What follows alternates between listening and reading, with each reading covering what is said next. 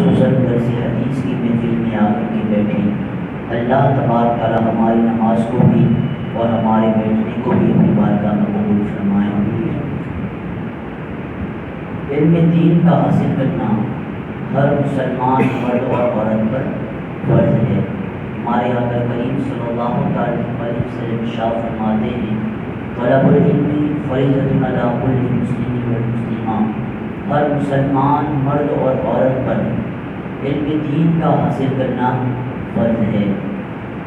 اس لیے علم دین جہاں بھی ملے مسلمان کے لیے ضروری ہے کہ وہ وہاں پر حاضر ہو جائے، اور خاص طور سے علم حدیث۔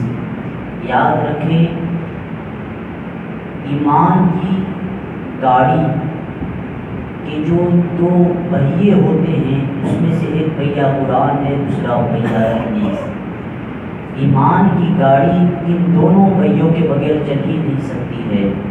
مومن کے دو پر ہے، ایک پر قرآن ہے اور دوسرا پر ہے حدیث۔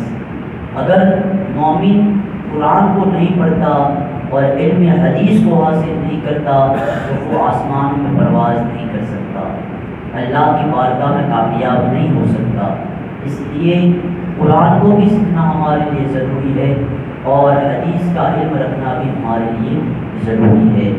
اسی وجہ سے صحابہ کرام رضوان اللہ تعالی علیہم اجمعین کی آپ زندگی پڑھیں تو وہ علم حدیث کو کیسے اپنے پاس محفوظ رکھتے تھے۔ حضرت ابو ایوب انصاری رضی اللہ تعالی عنہ، ایک حدیث پاک حضرت ابو ایوب انصاری رضی اللہ تعالی عنہ نے سنی، اور اس وقت جب اللہ کے رسول نے وہ حدیث پاک کہی تھی تو اس وقت صرف دو صحابی رسول تھے، ایک حضرت ابو ایوب انصاری اور ایک حضرت سعد۔ حضرت سعد رضی اللہ تعالی عنہ اس وقت مصر میں تھے، شہر مصر میں، اور ابو ایوب انصاری رضی اللہ تعالی عنہ کو کچھ شک ہوا کہ یہ حدیث پاک اسی طرح ہے جس طرح میں نے سنی ہے، کچھ الفاظ کی رد و بدل ہو چکا ہے۔ بس جب تھوڑا سا شک ہوا، حالانکہ انہیں غالب گمان تو وہی تھا جو ان کے پاس حدیث موجود تھی، لیکن صرف ظن کی وجہ سے انہوں نے مدینے سے مصر کا سفر کیا اور اونٹ کے اوپر سفر کیا۔ راستے میں روایت میں آتا ہے کہ سواری بھی مر جاتی ہے، اور اس کے بعد کئی میلوں تک حضرت ابو ایوب انصاری رضی اللہ تعالیٰ کو پیدل چلتے رہے، یہاں تک کہ جب وہ مصر میں پہنچتے ہیں تو حالت ایسی ہو چکی تھی کہ آپ کو بولنے کی بھی ہوش نہیں تھی۔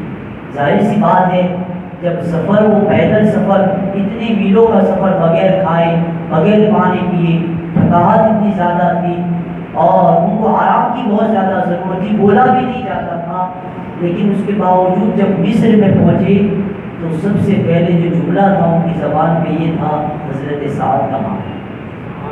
لوگ حضرت سعد رضی اللہ عنہ کے پاس ان کو پہنچایا جاتا ہے، اور حضرت سعد رضی اللہ عنہ فرماتے ہیں، بھائی آپ پہلے تشریف رکھیں، پہلے آپ فارغ ہو جائیں، کھانا پانی لیجیے، اس کے بعد پھر بیٹھ کر کے باتیں کرتے ہیں۔ ابو ایوب انصاری رضی اللہ تعالیٰ فرماتے ہیں، میں کھانے کے لیے نہیں آیا، میں ایک حدیث پاک کے لیے آیا ہوں، اور وہ حدیث پاک ایسی ہے کہ جس وقت اللہ کے رسول نے وہ فرمایا تھا، اس وقت اللہ کے رسول کے پاس میں موجود تھا اور دوسرے تم تھے، میں اس حدیث پاک کی تصدیق کے لیے آیا ہوں، آپ مجھے فرما دیں، بتا دیں یہ حدیث پاک ایسے ہی ہے جسے مجھے یاد ہے۔ جیسے حدیث پاک انہوں نے سنائی، حضرت سعد رضی اللہ تعالیٰ نے فرمایا، ہاں میرے بھائی یہی فرمان ہمارے آقا کریم کا تھا۔ جیسے یہ سنا حضرت ابو ایوب انصاری فرماتے اب مجھے سکون ہو گیا۔ اس کے بعد وہ حدیث پاک لے کر کے واپس مدینہ شریف تشریف لے گئی۔ تو اس روایت سے علم حدیث کی اہمیت پتہ چلتی ہے کہ صحابہ کرام کو علم حدیث کی اہمیت کتنی تھی۔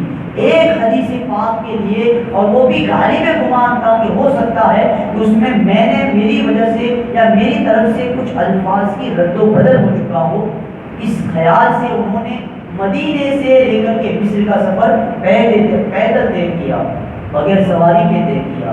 یہ علم حدیث کی اہمیت ہے۔ حضرت جابر رضی اللہ تعالیٰ عنہ نے بھی علم حدیث کے لیے دور دراز کا سفر کیا، صرف ایک ایک حدیث کے لیے سینکڑوں میل دور کا سفر صحابہ کرام طے کرتے تھے، تب جا کر علم حدیث ہمارے پاس پہنچا ہے۔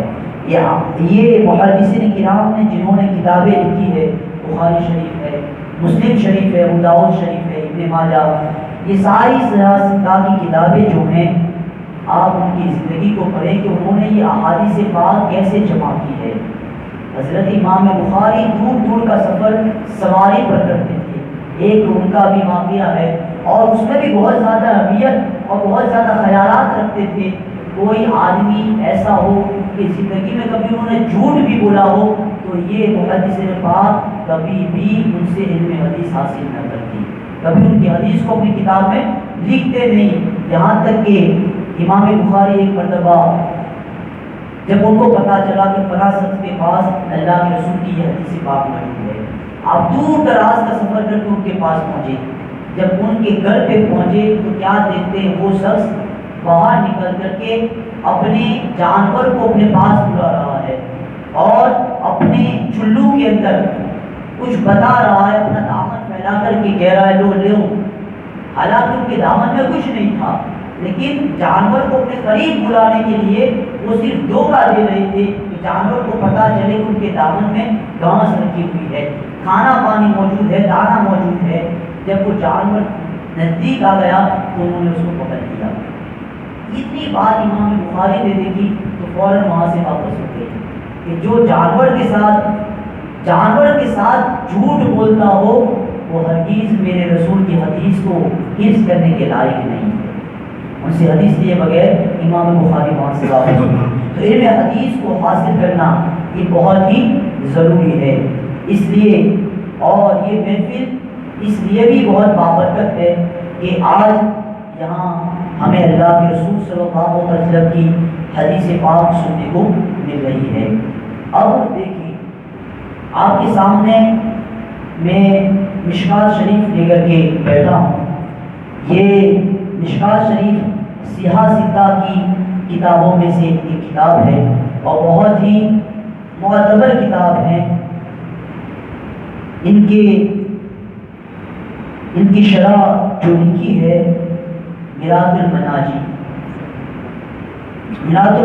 کے مصنف ہے الحاج مفتی احمد یار خان صاحب نعیمی۔ یہ بہت ہی معتبر عالم دین ہے، بہت سی کتابیں انہوں نے لکھی ہے اور خاص طور سے اہل سنت اور جماعت کے اوپر یہ مفتی احمد یار خان صاحب نعیمی کا بہت بڑا احسان عظیم ہے۔ مشکوٰۃ شریف صاحب مشکوٰۃ اپنی اس کتاب کا آغاز اللہ کے رسول صلی اللہ علیہ وسلم کی اس حدیث پاک سے کرتے ہیں۔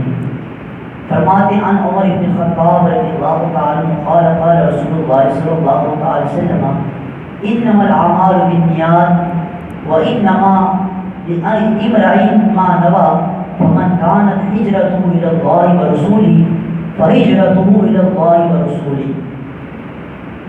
عمر بن الخطاب رضی اللہ تعالی عنہ سے روایت ہے، فرماتے ہیں کہ اللہ کے رسول صلی اللہ علیہ وسلم نے ارشاد فرمایا انما الاعمال بالنیات، اعمال کا دار و مدار نیتوں پر ہے۔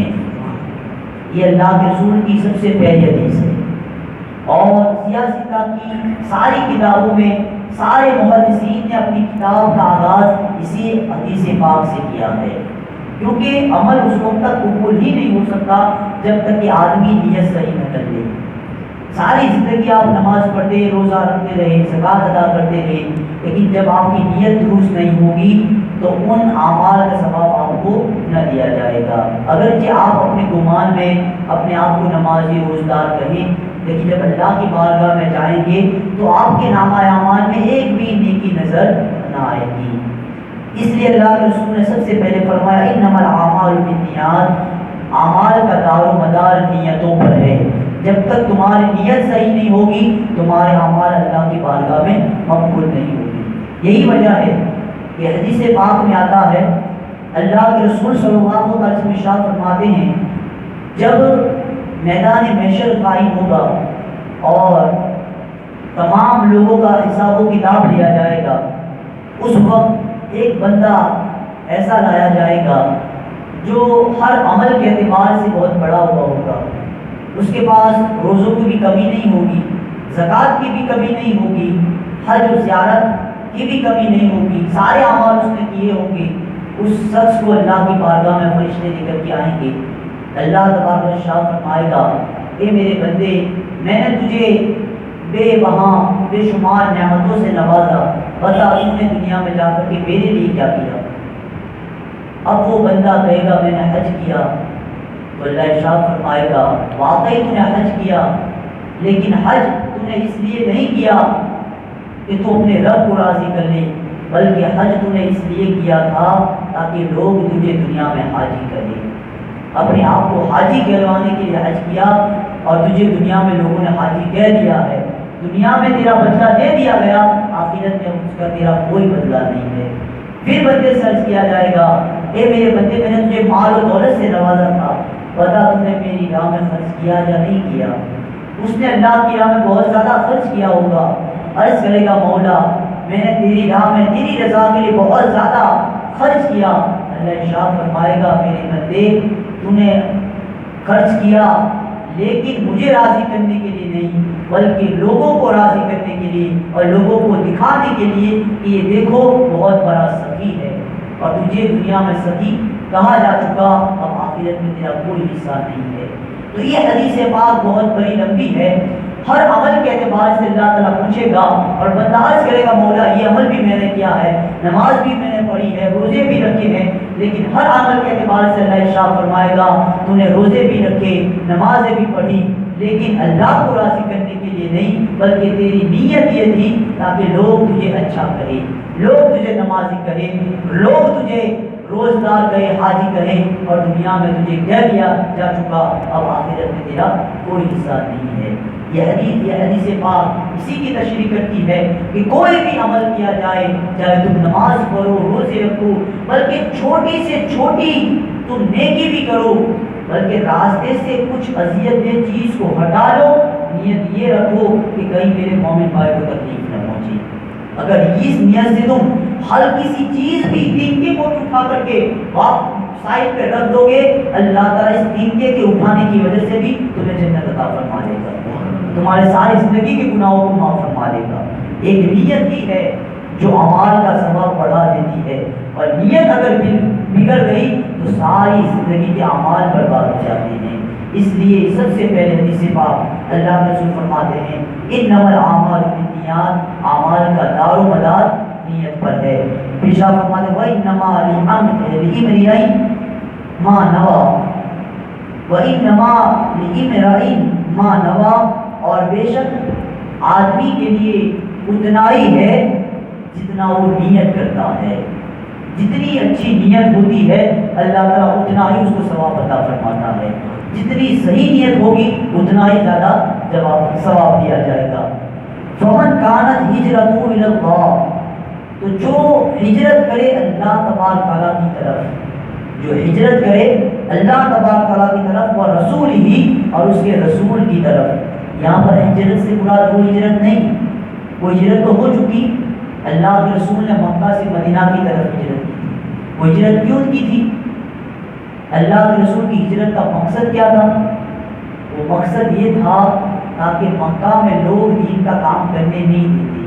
قدم قدم پر رکاوٹیں ہیں، لوگ دشمن بن چکے ہیں، جب تک مکہ نہیں چھوڑیں گے دین کا کام آگے نہ بڑھ سکے گا. دین کے کام کو آگے بڑھانے کے لیے مکہ چھوڑ کر کے مدینہ گئے. یہ اللہ کا حکم تھا میرے محبوب مکہ چھوڑو، اور مکہ چھوڑ کر کے مدینہ چلے جاؤ، کیونکہ مدینہ ایسی فضا ہے وہاں جاؤ گے تو ایمان کو تازگی مل جائے گی، ایمان کو قوت ملے گی، اسلام کو قوت ملے گی، دین کا پھیلاوا ہوگا. دین کو پھیلانے کے لیے مدینہ کی ہجرت کی گئی تھی.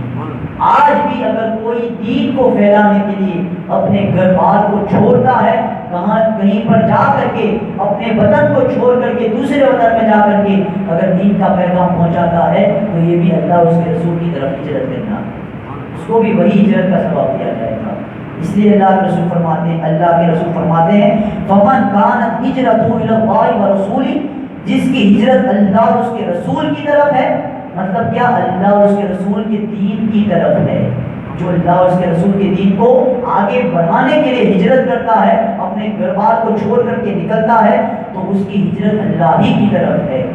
فَهِجْرَتُهُ إِلَى اللَّهِ وَرَسُولِهِ، تو اس کا یہ نکلنا اللہ اور اس کے رسول کی راہ میں نکلنا ہے۔ وَمَنْ كَانَتْ هِجْرَتُهُ إِلَى الدُّنْيَا، اور جس کی ہجرت دنیا کی طرف ہے، یُصِیبُهَا، تو دنیا اس کو مل جائے گی، اور امرأۃ، یا جس نے عورت کو حاصل کرنے کے لیے ہجرت کی، گھر بار کو چھوڑا، يَتَزَوَّجُهَا، تو وہ اس کے ساتھ نکاح کر لے گا۔ فَهِجْرَتُهُ إِلَى مَا هَاجَرَ إِلَيْهِ، لیکن اس کا یہ نکلنا پھر اللہ اور اس کے رسول کی راہ میں نکلنا نہیں ہوگا، بلکہ اس کا نکلنا دنیا اور عورت کو پانے کے لیے ہوگا، آخرت میں اس کا کوئی ثواب نہ ملے گا۔ اب گھر بار سبھی چھوڑتے ہیں، کوئی کمانے کے لیے جاتا ہے، کوئی اپنے بال بچوں کو پالنے کے لیے جاتا ہے، یا کوئی شادی کے لیے اپنے وطن کو چھوڑتا ہے، تو یاد رکھیں جو دنیا کے لیے اپنے وطن کو چھوڑ کر کے جاتا ہے ان کو مہاجر نہیں کہا جائے گا۔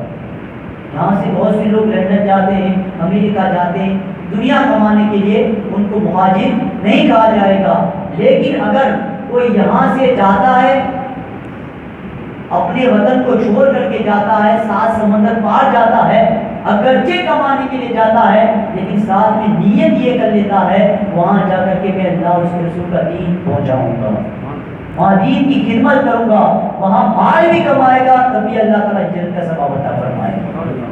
جو نیت کرتا ہے اللہ تعالیٰ اس نیت پر بھی ثواب عطا فرماتا ہے۔ اللہ تبارک تعالیٰ کی بارگاہ میں دعا ہے، رب تبارک تعالیٰ ہمیں جب بھی کوئی ہم کام کریں تو رب تبارک تعالیٰ ہمیں یہ توفیق دے تو اس کی نیت ہم صحیح کریں، اللہ اور اس کے رسول کی رضا کی خاطر ہم نماز بھی کریں، اللہ کی رضا کی خاطر اللہ کے رسول کو راضی کرنے کے لیے ہم روزے بھی رکھیں، کوئی بھی ہم عمل کریں، کوئی بھی نیک کام کریں، اللہ تبارک تعالیٰ ہمیں یہ توفیق عطا فرمائے کہ اللہ اس کے رسول کو راضی کرنے کے لیے کرے۔ رب تبارک تعالیٰ ہماری محفل کو اپنی بارگاہ میں قبول فرمائے۔ السلام علیکم ورحمۃ اللہ وبرکاتہ۔